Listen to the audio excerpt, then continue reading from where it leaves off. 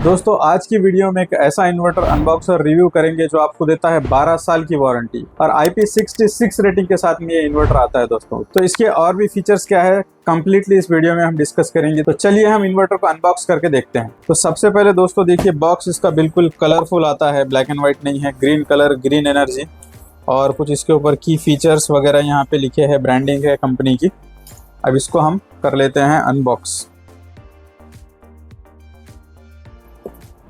सबसे पहले दोस्तों मिलता है हमको माउंटिंग ब्रैकेट इन्वर्टर को माउंट करने के लिए। उसके बाद ये कम्युनिकेशन का पोर्ट कनेक्ट करने के लिए, एक pair MC4 connector, single MPPT inverter इसलिए, वॉल माउंटिंग के लिए स्क्रूज और एक्सपांशन ट्यूब, बॉडी अर्थिंग का नट और लग। उसके बाद आ जाता है हमारा AC कनेक्टर। उसके बाद लास्ट में आता है हमारा वाईफाई का डेटा लॉगर।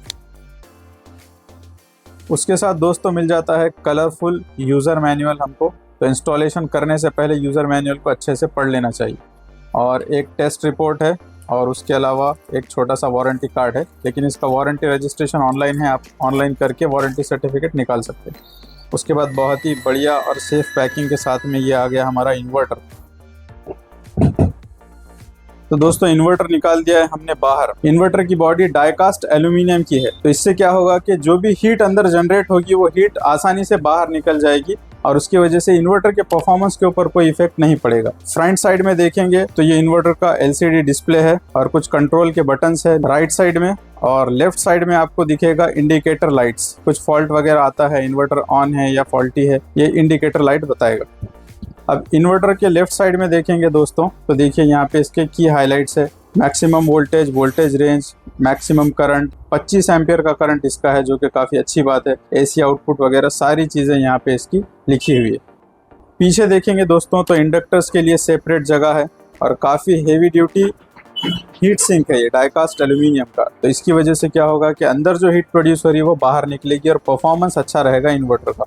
राइट साइड में कोई चीज नहीं है। बॉटम साइड में देखेंगे दोस्तों तो यहाँ पर कुछ इसके पोर्ट्स है। सबसे पहले यहाँ पे DC स्विच मिसिंग है। DC स्विच ऑप्शनल है, वैसे भी बहुत कम ब्रांड्स आजकल दे रहे हैं। इनके केस में अगर आपको DC स्विच डाल के लेना है तो वो आपको एक्स्ट्रा चार्जेस लेके डाल के देंगे। उसके बाद आता है हमारा DC इनपुट के लिए जो सोलर पैनल से आने वाला है MC4 कनेक्टर्स। उसके बाद में हमारा वाईफाई डेटा लॉगर के लिए कनेक्टर। उसके बाद में आता है ये कम्युनिकेशन पोर्ट। उसके बाद में आता है AC कनेक्टर और फिर हमारा बॉडी अर्थिंग का नट। वही अगर 5 किलोवाट का इन्वर्टर देखेंगे तो यहाँ पे फिर से वही सेम पोर्ट्स है। लास्ट में AC का सेपरेट कनेक्टर नहीं दिया गया, बल्कि यहाँ पे जैसे MCB में कुछ कनेक्शंस आते हैं उस तरीके से नट को लूज करके वायर्स लगाने की यहाँ पे स्पेस दी गई। तो इसको अच्छे से टाइट करना पड़ेगा ताकि कोई लूज कनेक्शन होकर स्पार्क वगैरह ना हो।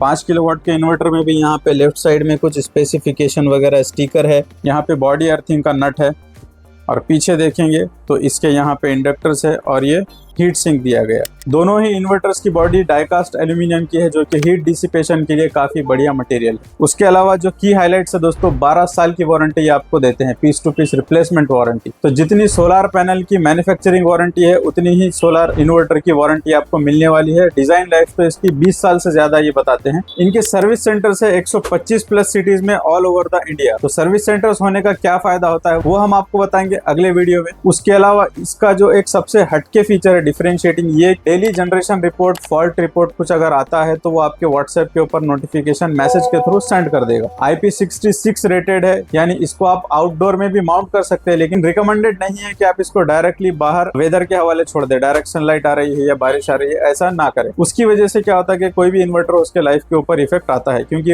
एटमॉस्फेयर की गर्मी है, डायरेक्ट सनलाइट पड़ेगी, इन्वर्टर हीट होगा, ऑलरेडी ये करंट जाने की वजह से हीट होगा तो परफॉर्मेंस पे इसका असर देखने को मिल सकता है। तो डायरेक्ट सनलाइट में इंस्टॉल करना रिकमेंडेड नहीं है, इसको आपको शेडिंग के अंदर इंस्टॉल करना है। तो उम्मीद करता हूं दोस्तों के वीडियो इन्फॉर्मेटिव रहा होगा। अगर आप इस इन्वर्टर को परचेस करना चाहते हैं या किसी भी टाइप की इस इन्वर्टर से रिलेटेड इंक्वायरी आपको चाहिए तो इस दिए गए नंबर पे आप कांटेक्ट कर सकते हैं। मिलते हैं अगले वीडियो में। Thank you.